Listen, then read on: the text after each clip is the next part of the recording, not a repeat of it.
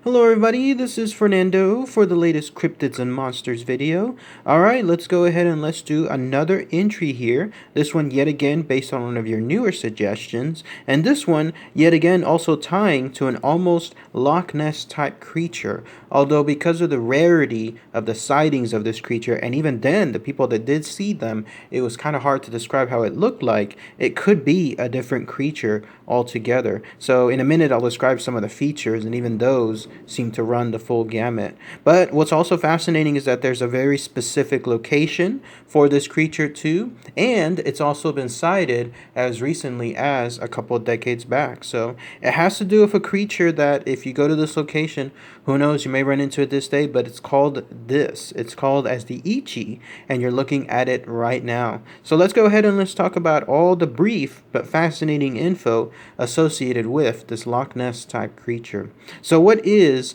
this Eachy? Well, again, it's a creature that's tied into a specific lake. That's why it's called, it's more of a Loch Ness type monster, because this 4 kilometer lake could be its home. It could be something where if you go there, you can see it. You have to go specifically to a location called the Bassenwaite Lake. And then there's another area as well called the Windermere, another body of water that it frequented. But the Bassenwaite Lake is the one that has been seen most consistently. You would have to go somewhere towards either North England or Scotland to run across this creature. And it's been described as follows. So it's a lake-type monster that could either be a humanoid in design, meaning it has a head, a neck, shoulders, arms, but maybe the bottom side of it is more fish-like, or it could be something along the lines of a true lake-like monster, or even then, as another variation, it could be more of a serpent. That's how vague and that's how broad these descriptions are. Interestingly enough, though, it's been described as being rather gruesome in its appearance, and whoever saw it also described it as having a very slimy appearance too. But all in all, it ties into one single thing, and that's the fact that it resides in these bodies of water. It has not been found going across any type of land. And as far as when it was found, you can go actually up to the late 1800s at its earliest encounter, and then up until the late 1900s as its more latest one. There haven't been any more recent ones, like let's say within the 2000 year plus, but at least in the late 1900s, then yes, that's where it was found. Peaceful like creature. It doesn't seem to attack anybody whenever it comes across it. It just seems to be another cryptid that just wants to mind its own business, and yet every now and then people will come across it as is.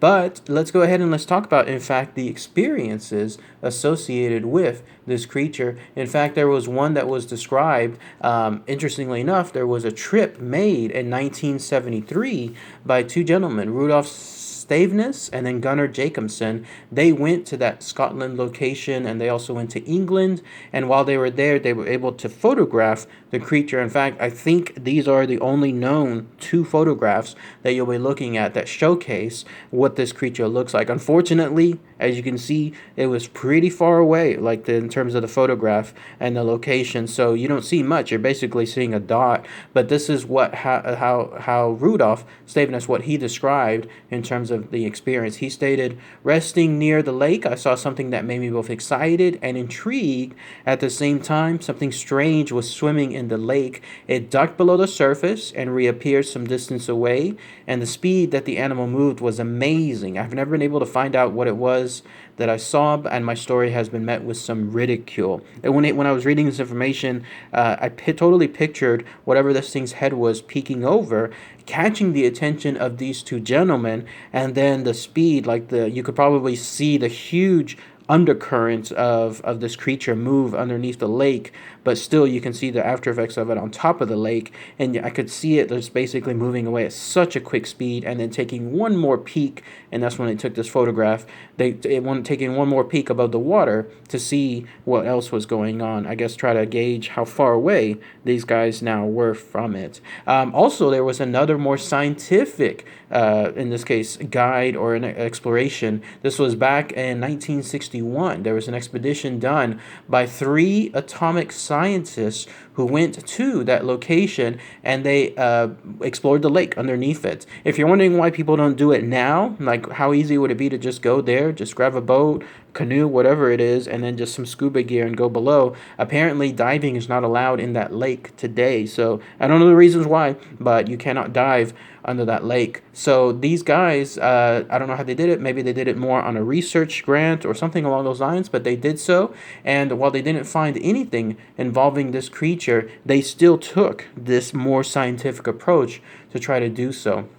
But unfortunately, they struck out and they were not able to see what this creature was. Not much else, really, in terms of other info associated with this creature, other than it could be described again as being even triple humped, or it has the head of a python as well. Those are other forms of, I guess, versions that people have seen it there. But if anyone has any more info, anything else I might have missed, please post those comments below. Unfortunately, it's pretty brief when it comes to this Eachy. It all has to do again with the rarity associated with it, and then with the even then the encounters of it just being split seconds at most. But anybody from that area, anybody by that lake, in fact, if that Basant Wave Lake, if anybody has been there before and knows more of the history associated with this lake type monster, then please post those comments below. Anybody as a tourist been there before as well, maybe haven't seen something else that stands out with regards to this creature, please post those comments below. So all right, everybody, thanks again as always. Take care.